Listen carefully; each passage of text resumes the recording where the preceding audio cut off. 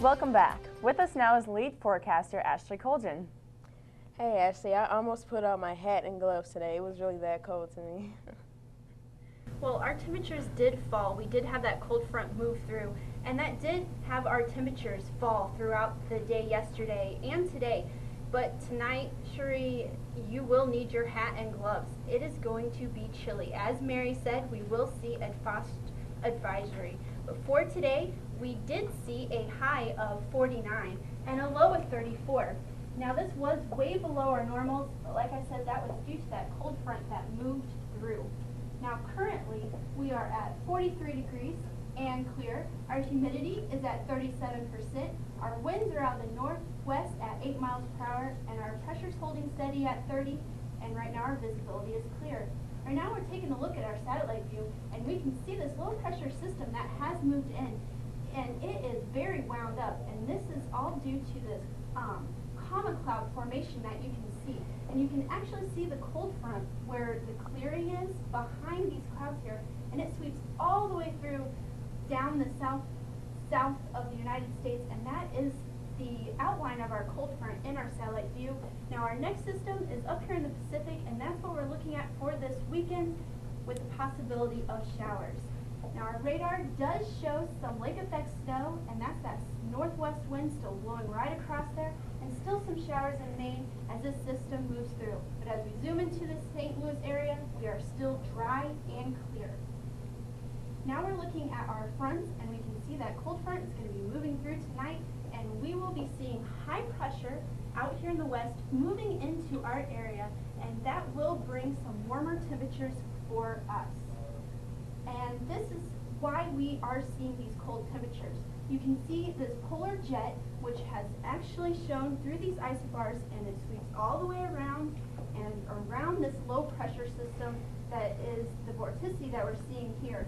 Now this did bring the cold temperatures to our area yesterday and today, as this polar jet has brought in the cold air. But this next jet, which is located here, and will be bringing the warm air as for the rest of this week.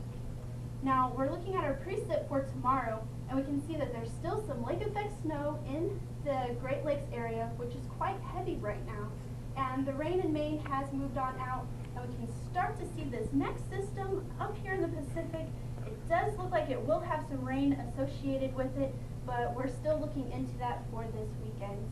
Now for tonight, we are going to see some very chilly air.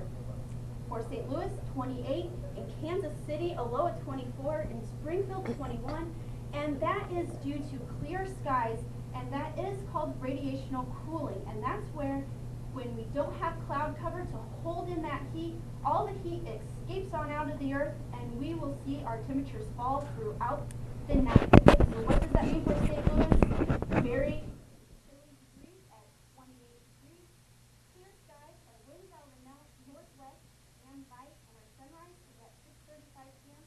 And don't forget that frost advisory, as Mary has said, that is in effect for tonight. Now for our 5-day forecast, on Wednesday we will see a high of 52 and a low of 36 as our high pressure moves in. On Thursday, a high of 58 and a low of 39.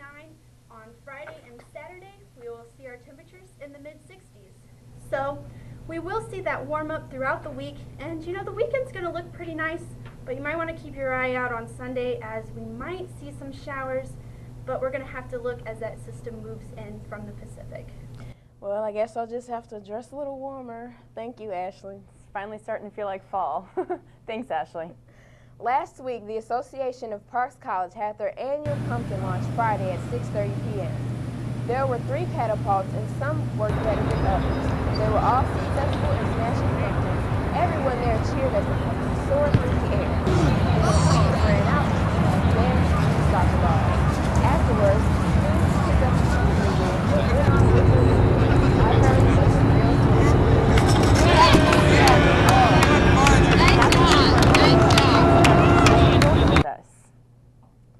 And we'll learn about a SLU legend who might be leaving us soon. Find out more after the break. With us now is Sports Director Stephanie Wilga. Stephanie, what have you got for us in sports news today? Well, we had our first basketball games this weekend, and I've got a little roundup of the fall sports. So, it was quite the weekend for Billiken basketball when both the men's and women's teams brought home a win against UMSL in a doubleheader Friday night at the Scott Trade Center. The women started off the evening by dominating UMSL, scoring the first 11 points of the game. This head start would eventually lead the women to posting an 81-64 victory in the exhibition opener for both UMSL and SLU. Now on to the men. After the first match, the Billiken men took the court for one of the most anticipated exhibition games in SLU's history. Approximately 8,000 fans came out to see the debut of SLU's new head coach, Rick Majerus. And Majerus certainly delivered. He coached his way to SLU's first victory of the season, a 71-54 success. This certainly will be a team to watch this year. The Lish siblings posted big numbers for SLU, leading both teams in scoring. Junior forward Kevin put up 20 points and 2 rebounds, and his sister Teresa, a sophomore, posted an impressive 25 points and 5 rebounds. Up next in Billiken basketball, the men will travel to Pittsburgh to face North Carolina A&T in the Hispanic College Fund Challenge in their first regular season opener on Friday. And the women will host 2 games this weekend, their last exhibition game against Missouri Baptist on Wednesday and their first regular season home opener on Sunday against Hampton. Now it's time for the Billiken Fall Sports Roundup. First, we'll start with the men's soccer team. The team had an explosive weekend, an indicator of how their whole season's been. In Friday's game against St. Joseph's, junior midfielder Kyle Patterson scored a natural hat trick in just 2 minutes 31 seconds, the second fastest hat trick in NCAA history. The men are ranked number 1 in the Atlantic 10 and have an impressive record of 11 wins, 2 losses, and 3 ties. They will host Charlotte in their last regular season game here on Saturday. Women's soccer is also faring well, ending their season with 10 wins, 5 losses, and 2 ties. They will head to the A10 tournament on Thursday, playing as the 4th seed against Dayton. This team had a notable accomplishment with this season when senior Cassie Winchell tied for 2nd in all-time career goals. She netted 5 goals this season, bringing her career tally to 28. Now on to volleyball. The ladies will finish out their regular season play this weekend against Pittsburgh and Duquesne. So far, the women have a 20-6 record, and senior Sutton Lassiter became the 4th player in school history to surpass 1,000 kills and 500 blocks for her total career. So that brings us up to date on fall sports. Now we'll just have to sit back and watch as conference play unfolds. In other women's basketball news, head coach Shimmy Gray-Miller has signed a contract extension that will keep her in charge of the Lady Billikens through the 2011-2012 season. So, Maggie, Sharee, there's a lot to look forward in Billiken sports, what with the basketball season coming up and conference tournament play starting. Thanks, Stephanie. It sounds like we're going to have a great season. We sure will. I'm excited to see it. And I also can't believe how good our soccer teams are doing. I know, ranked awesome. first in the A10. That's amazing. Awesome. Thanks, Stephanie. Thanks. He's been a part of SLU for over 30 years. Those who have heard of him know him simply as Crazy Larry. Billy Kulungowski has more on the story. Say my name is Larry, but all the guys know me as Crazy Larry. Some guys will come in and I will just start teasing them about the opposite sex and stuff, and they go, oh, and they think this guy's really crazy. But I'm harmless. It's just me to say, how are you doing? Hello. I was 26 when I started, now I'm 60. I've been to Puerto Rico, I've been to London for haircutting classes. I've been trained by Fidel Sassoon, Chad Wicks, and Paul Mitchell, which are the 3 top haircutters in the country. I'm a massage therapist also, so I was working 3 different jobs in one day to make my income. You know, one day I'll make $180, and I'll come in the next day and do 4 people. Like I say, the big franchises is coming over, taking over the whole city. You go into a mall and you'll find 5 shops. And little guys like me, we're just hanging on. I'm barely hanging on. I don't know if I even should be here anymore.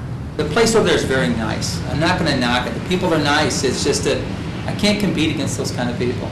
So I need all the kids I can get. I'm loyal to my people. If you're loyal to me, I'm loyal to you. That's what it's all about in this world. But I don't know. I want to stay here forever. Well, it sounds like he's had an amazing life. Yeah, he seems to love SLU. I hope he can stay here. Me too. Well, that about wraps it up for SLU News 22 tonight. Thanks for joining us. I'm Maggie Szewczyk. And I'm Sharee Brown. We'll see you next week with SLU News 22.